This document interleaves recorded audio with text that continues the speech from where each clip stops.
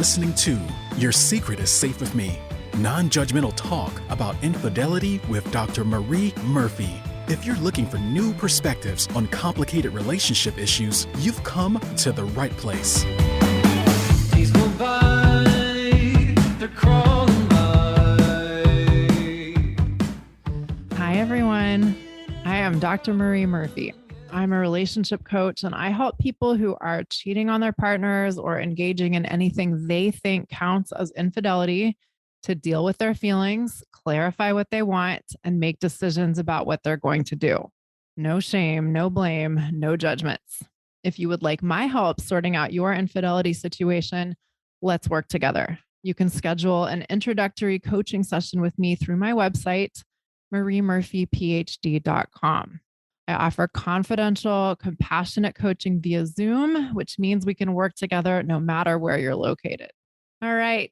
Today's episode is all about making the choice to stay in a committed relationship and also do things outside of your committed and ostensibly monogamous relationship, which, if discovered, would not be okay with the person you're committed to. This may mean that you have a long-term affair with one person or affairs with a few people. This may mean that you get involved with other people for shorter-term engagements, or it may mean something else. There are many ways to cheat. There are many different behaviors that some people consider cheating. If you've been listening to this podcast for any length of time, it will not surprise you to hear me say that you can choose to cheat and keep cheating if you want to. Lots of people do. And yes, I am well aware that there are plenty of people out there who would say that it isn't okay for me to even suggest that choosing to cheat at all or on a long-term basis is an acceptable option, right? And therefore, I want to point out two things. One is that I'm not telling you what to do. I'm not telling you that deciding to stay in a committed relationship that is ostensibly monogamous and make a practice of doing things that are outside of the bounds of your committed monogamous relationship is a great idea and you should totally do it. I'm not telling you to do anything. And that brings me to my second point, which is that people can do whatever they want, whether we like that or not. And life gets so much better and so much easier when we accept this and work with this instead of trying to make it otherwise or thinking that it somehow should be otherwise, right? And along those lines, there are plenty of people out there who say that cheating is terrible and no one should ever do it. But does that stop people from cheating? No. So even if I were to tell you what to do, it wouldn't really matter, or it certainly wouldn't necessarily matter. However, I do have a recommendation, which you may have heard me make before, which is that you do whatever you do as consciously as possible. You recognize that you have choices in life and you make those choices intentionally. And that applies to cheating or not cheating, and it applies to anything and everything else you do and don't do in your life. Recognize that you have the power to make choices. Make choices for clear reasons that you feel good about. Okay. Now, sometimes when I talk to people, even people who are cheating actually about this stuff, they say, well, forget about choices. Isn't cheating just fundamentally bad? Isn't that the end of the story? Isn't it just objectively bad for people to cheat? Isn't it just fundamentally terrible for me to do what I'm doing? And the short answer to those questions is no, it is not. A lot of people may believe that cheating is just fundamentally bad, but that doesn't mean that it is in any absolute sense. And by saying that, I am not saying that because cheating is not fundamentally bad, it is therefore fundamentally good. That isn't it at all. This is not a dualistic proposition. When it all boils down to it, cheating, or the behaviors that we call cheating, are neutral or meaningless until we give them meaning. And of course, the meaning that we often give the behaviors that we call cheating is negative. And this, of course, is something we could spend hours and hours and hours talking about.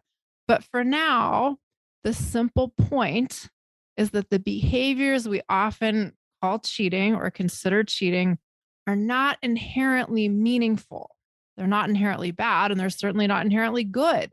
And it's so much more. And because of this, and for other reasons too, the really important question we need to ask ourselves if we are cheating or considering cheating is whether or not we might be okay with engaging in those behaviors and why we might be okay with engaging in them if we decide that we are, right?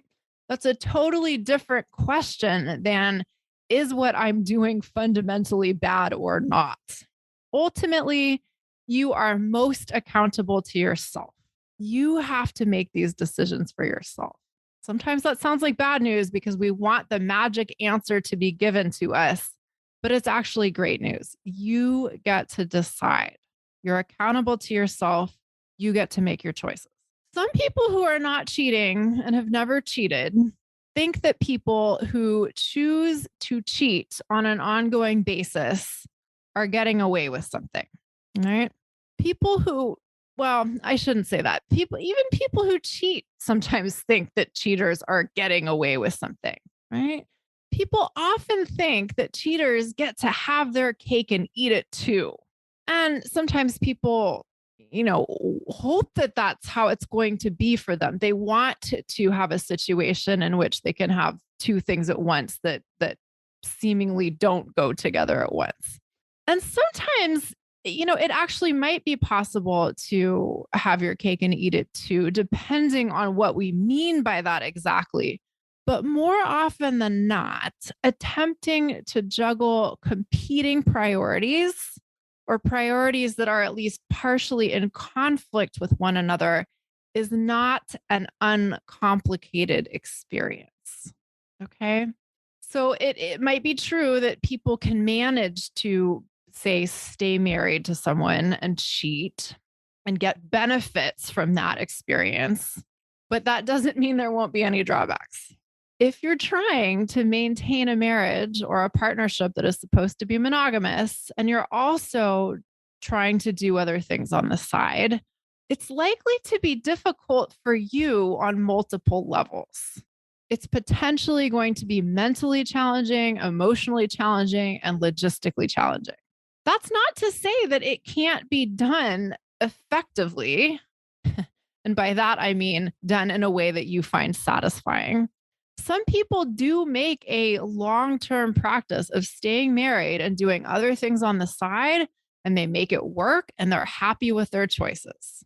But some people make the mistake of thinking that doing this is easy and straightforward and is all benefit and no drawback. Some people think that they are going to be able to have their cake and eat it too. And then sometimes they realize that it's a little harder than they thought it was going to be. So let's talk about why cheating can be challenging, even when you deliberately choose to cheat. And what I mean by deliberately choose to cheat is that you decide that you're okay with cheating and you're theoretically up for the challenges of doing so. And this is different from what happens to some people, which is they're in a committed relationship that's supposed to be monogamous and they never intended to have an affair or do anything like, that constitutes cheating, or they even imagine themselves capable of cheating or having an affair. But then they meet someone and sparks fly and they get involved and things happen. And before they know it, something pretty major is happening. And I'm going to call that unintentional cheating or unplanned cheating, which is different in some significant ways from very deliberately and consciously deciding that cheating is something that makes sense for you and is something that you're going to seek out. And for some people, intentional cheating sounds like a great idea. It, again, to reiterate, sounds like you could get all of the benefits of your good partnership and your stable family life, if that's part of what you have. And you don't think your spouse would ever want an open relationship. And so you just figure out how you're going to do your other stuff on the side, and everybody gets what they want, and nobody has to know, and nobody gets hurt, right? This may seem like a manageable and doable and great experience. And sometimes it works. right? Sometimes it is pretty good. However, it's helpful to know that there are a lot of things that often happen that can complicate this seemingly great arrangement. For instance, maybe your plan was to have some nice experiences outside of your marriage without getting too emotionally involved. Some people really love their spouse and they really love their marriage, but for whatever reasons, their sex life is totally and conclusively over. And they really don't want to get divorced, but they also don't want to not have sex. And by that, I mean not have sex with another person. Back in the old sex education days, back when, or not the old sex education days, but back when I was doing sex education, we used to always say that sex with yourself is still sex, right? But many people want to have sex with another human participant. And that is a fair thing to want. And they decide that since that is not happening in their marriage, they're going to find that outside of their sexless marriage. And maybe this works out really great for a while. You find someone that you have this great chemistry with, or a bunch of someones that you have great chemistry with, and you kind of keep it limited. It's just about the sex. And that's great for you. But then you meet someone who you really like. And then you fall head over heels in love with them. And then you confess this to the person you're in love with. And it turns out they're head over heels in love with you too. And this starts to seem like this big, crazy existential predicament.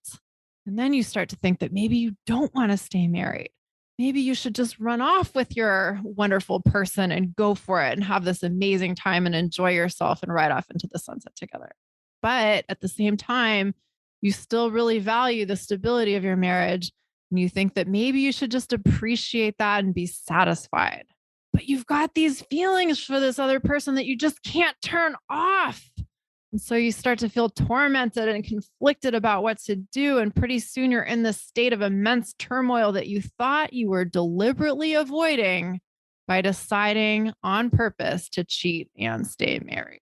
That is not an unusual occurrence. Here's another thing that happens with regularity.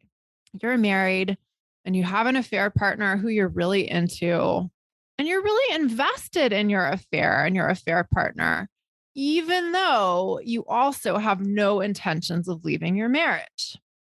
And since your affair partner knows you have no intentions of leaving your marriage, they decide that it's totally okay for them to be involved with as many other people as they want to whatever degree of intensity they want. And on the one hand, you might totally see the logic in what they're doing. And you may rationally believe that it's totally fair for them to do whatever they want. But all the same, you are consumed with jealousy. You want to have them all to yourself, even though you know that it's not really fair for you to want that. You want them to just be all fucking yours, and you may go crazy thinking about them being with other people. And this may create a wild rumpus in your head and in your heart that totally destabilizes you in every waking moment, and maybe every moment in which you wish you were asleep, but you can't sleep because you're so preoccupied with thinking about your beloved affair partner, having wild sex with someone else in the moment in which you are lying in your marital bed with your spouse that you love very much, but have absolutely zero attraction towards, or whatever, right? Here's the thing. It may sound really neat and tidy to stay in the marriage you're devoted to and have some fun on the side and keep everything nice and separate. But sometimes we develop these super intense feelings for people. And then our neat and tidy plan gets a little disrupted. And then it gets a lot disrupted. And then we start to freak out and wonder what to do and question all of our decisions. And before we know it, our plan to stay married and keep our cheating contained to a limited corner of our life has essentially failed. If you think that cheating and staying married is an easy path to getting the best of both worlds, you may be mistaken. In other words, if you want to be able to stay happy in your marriage and get involved with other people without getting too involved with them, you have to get really, really, really good at managing your mindset and dealing with your emotions. You have to get really good at being the boss of your mind and a disciplined manager of your heart. And it takes skills to do that. It takes discipline to do that. And it takes willingness to cultivate those skills and use them with discipline. And the great news is, if you want to cultivate those skills and use them in a disciplined way, you can totally do that. And I can teach you how to do that. But it will take effort. And at the risk of being repetitive, let me stress that for some people, this effort is totally worth it. And some people decide that it really just isn't. Another thing that sometimes proves difficult is that people who think they want to stay married and also cheat start to compare their spouse to other people they're involved with or have been involved with. And they start to see their spouse in an unfavorable light.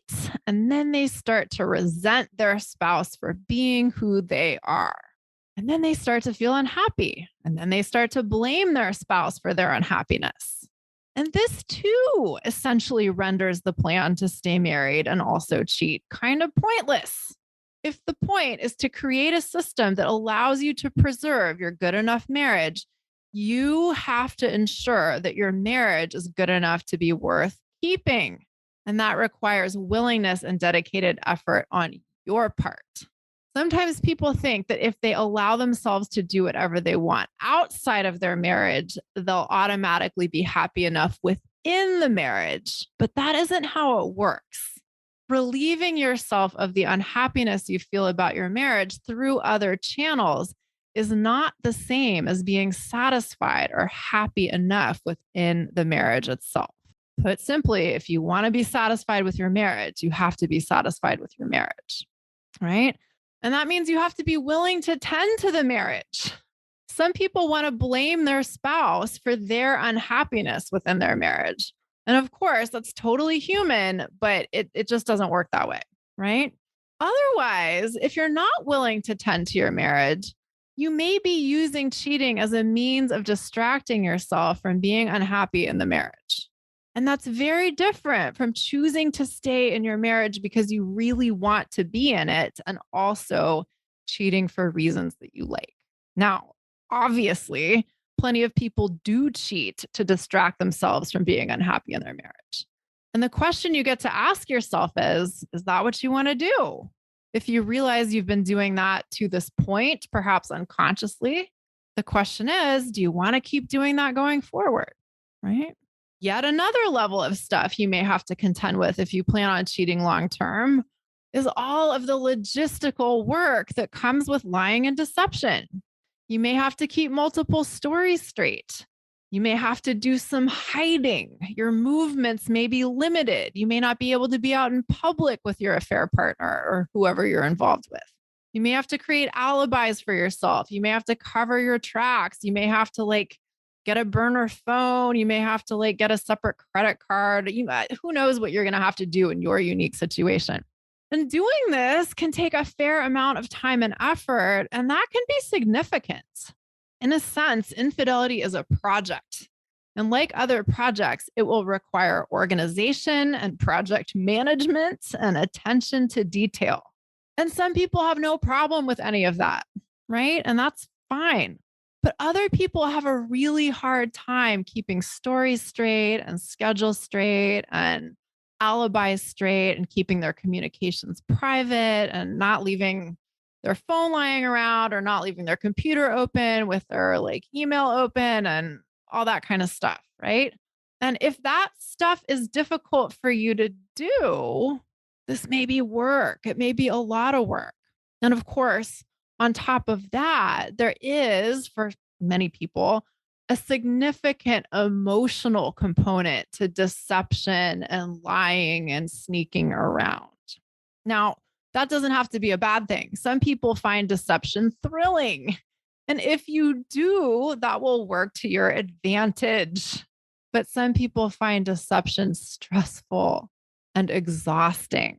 Some people feel really guilty about lying. And then, of course, that doesn't work to your advantage. You have choices about how you deal with this stuff.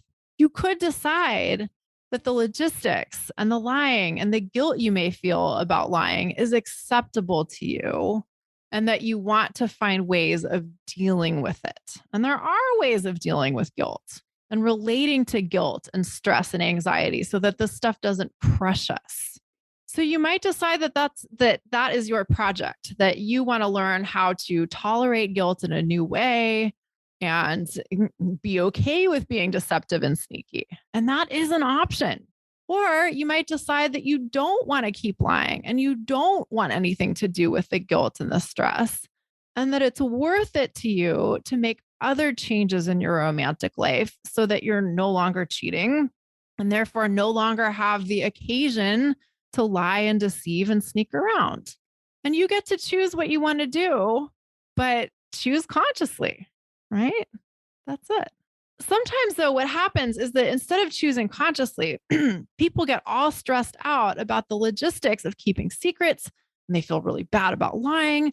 And they're carrying this really heavy emotional load that they don't know what to do with.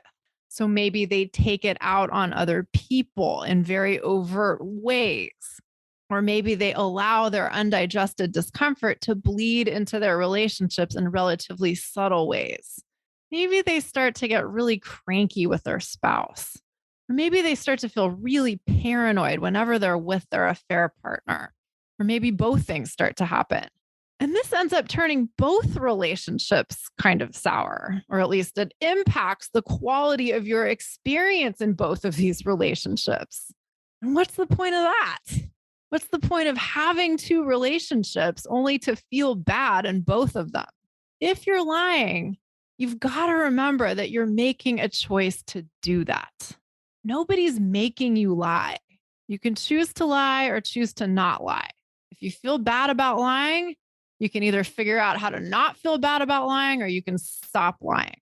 I know you may want to make it more complicated than that, but I assure you it doesn't have to be. Now, of course, some people don't feel bad about lying at all.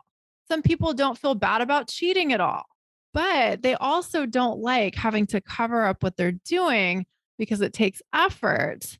And they may also get mad when their failure to cover their tracks leads to their cheating being discovered and to other people getting mad about it. If you want to cheat without being discovered, that is your responsibility to manage. It's not your partner's job to make it easy for you to sneak around and deceive them. That might sound obvious to the point of being absurd, but sometimes we think we're entitled to getting away with whatever it is we want to do. And then we blame other people for discovering our behavior or calling us out on our lies or being suspicious of us or whatever, right? And there are all sorts of very human reasons why we may think this way. So if you've been operating under the belief that you should be able to do whatever you want without your spouse ever getting suspicious or questioning you, it doesn't mean you're a psychopath or a narcissist or whatever. But you've got to remember that although it is your prerogative to do whatever you want, other people have that same right. Other people get to respond to your behavior however they want to. Okay. Believe it or not, this is just a very short list of reasons why people sometimes decide that staying married or staying in a committed monogamous relationship and also cheating intentionally isn't actually all that great. Sometimes people think it sounds really good, and then stuff like the things I've just described starts to happen, and they decide it just doesn't make sense for them. However, I also want to stress plenty of people who decide to stay married and keep cheating are satisfied with their situations and feel good about their choices. And now I'm going to tell you some of the common themes I've observed within those people's experiences. Theme number one is they have a clear set of reasons why it makes sense for them to cheat and stay married versus pursuing any other options, such as perhaps getting divorced or stopping cheating or pursuing an open relationship or whatever, right? And this is true. This is true about everything in life. When we are clear on why we want to do a particular thing, or have a particular arrangement versus any of the other options that are on the table, we're much more likely to be able to do it, to enjoy doing it, and to tolerate whatever downsides there may be to our choice or our course of action. Theme number 2 is related to the first point. They have a deep and distinct appreciation for their marriage and a clear set of reasons why they want to stay in it versus believing that they have to stay in their marriage. I cannot overstate the importance of the distinction between truly wanting to stay married for reasons that you are clear on and believing that you have to stay married or being afraid of getting divorced. Theme number 3, they regard their affair partner or affair partners or whatever else it is they're doing on the side as its own distinct thing, and they regard their marriage as its own distinct thing. They don't make comparisons between their spouse and their affair partner, or at least they don't make a habit out of making comparisons. And in addition, they tend to focus on the positive aspects of each person and the positive aspects of each relationship. Theme number 4, they believe that they are responsible for their actions, meaning they know they have decided to do something that, if discovered, might not go over well at all. And they have consciously decided to assume that risk. And they've both decided that that risk is worth it to them and decided that they aren't going to worry about that risk all the time. And they know that no one is making them do what they're doing. As I mentioned earlier, sometimes we believe that our spouse is making us unhappy. Some people believe that their spouse is making them cheat. And I understand where people are coming from when they say those things, but that does not mean that these are ever accurate assessments of what's going on. No one can make you unhappy. No one can make you cheat. And moreover, believing that anyone can make you unhappy or make you cheat disempowers you, right? Similarly, some people believe that their so-called bad marriage is the reason why they're cheating. And that can sound so seductively true. But the reason you're cheating is because you decided to cheat. And there's a lot of benefit in owning that. And people who tend to be cool with their decision to cheat and stay married know this. They believe this. Theme number 5, they are willing to accept the downsides of their situation. They're willing to tolerate feeling bad about lying if they feel bad about lying. They're willing to tolerate not being able to do things like go on vacation with their affair partner if they can't do that, even though they might really like to. They're willing to accept the drawbacks or the downsides of their situation because they truly believe that on the whole, they're getting more of what they want by doing what they're doing. Theme number 6 is an interesting one. They don't get paralyzed by questions about whether or not what they're doing is selfish or not, bad or not, right or wrong or not, or whatever. And that's not to say that they don't ever have any qualms about what they're doing, but they don't obsess about that stuff. They've made their decision that they're okay with what they're doing for reasons that make sense to them, and they stay with that. Now, in contrast, sometimes people engage in a lot of cheating or a little cheating, and they simultaneously entertain all kinds of thoughts about whether or not that makes them a horrible person. They don't change their behavior. They just indulge in repeatedly judging themselves or wondering whether or not they should be judging themselves. And the only result of this is that they feel terrible. It doesn't actually help anyone. If you think cheating makes you a horrible person, then you have options. You could stop cheating if you are not okay with your behavior. Or you could decide that you're willing to be a so-called horrible person. Or maybe you could decide that cheating doesn't actually make you a horrible person. These are all options. But repeatedly entertaining the "am I a bad person" type questions does not, in and of itself, do anything helpful for you or for anyone else. We sometimes think that admonishing ourselves for whatever it is we think we're doing wrong somehow lessens our offense. Isn't it interesting that we think that way? But it doesn't actually work that way. If you're cheating, you're cheating. feeling bad about it or telling yourself that you're doing something bad or telling yourself that you should be thinking that you're doing something bad does not actually change the fact of your actions. And people who cheat, quote unquote, successfully have grasped this. They've grasped that they're either going to do it or not, and that telling themselves that they're doing something terrible isn't useful, right? Okay, I want to reiterate that these are common themes I see in people who decide to stay married and cheat and feel satisfied with their choices. These are my observations of trends, and they're not necessarily prescriptive statements, although they may offer you a lot of useful things to consider. If you are trying to cheat and keep your sanity intact, these are things that you probably want to run through your head, but there may also be other things for you to consider and work out for yourself.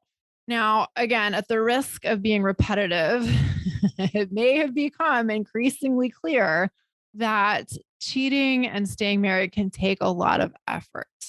As I mentioned earlier, I've worked with clients who have ultimately decided that this kind of an approach to their romantic life just isn't worth it for them, right? The effort just isn't worth it.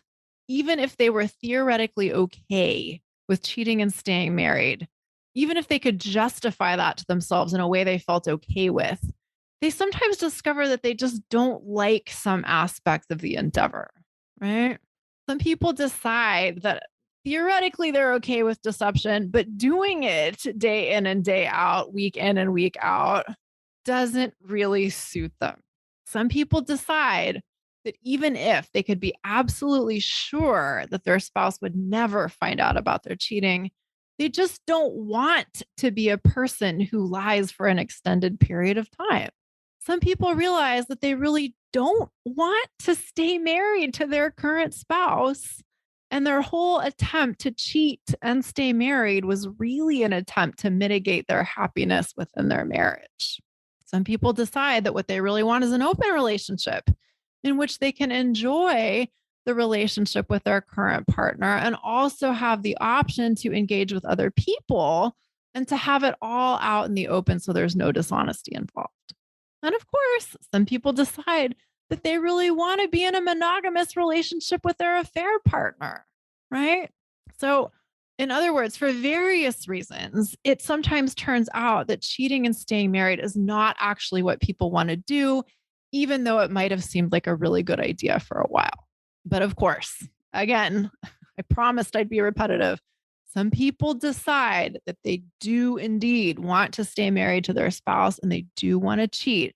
And for them, the only question is how to manage all the stuff, the logistics, the mindset, the emotions. And the great news is you can totally do this if you want to. You may need to learn some ninja skills for managing your mind and dealing with your emotions, but that is doable and I can teach you how. And the thing is, no matter what you decide to do in your romantic life, no matter how you decide to organize your relationship or relationships, you are going to have a much better experience of your romantic life if you learn how to manage your mind and deal with your emotions. This doesn't just apply to cheating. Your experience of engaging in your romantic relationships is always going to be simpler and better and more enjoyable if you can manage your mind and deal with your emotions reasonably well.